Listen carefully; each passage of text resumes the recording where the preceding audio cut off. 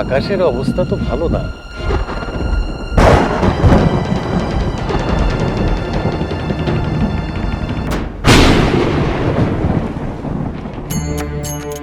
চাচি চাচি চাচার গায়ে ঠাডা পড়ছে।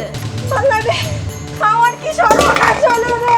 এবারে তুমি তাড়াতাড়ি যাও, অ্যাম্বুলেন্স ডাকো। আমি এখনই যাইতেছি। আরে সোজা করে শো, একদম সোজা। বজ্রপাত থেকে বাঁচতে হলে কিছু নিয়ম কানুন মেনে চলতে হবে।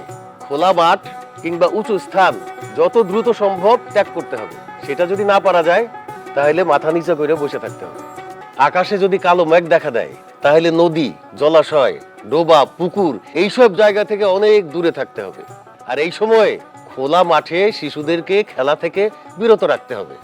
উঁচু গাছপালা, বৈদ্যুতিক লাইন থেকে অনেক দূরে থাকতে হবে।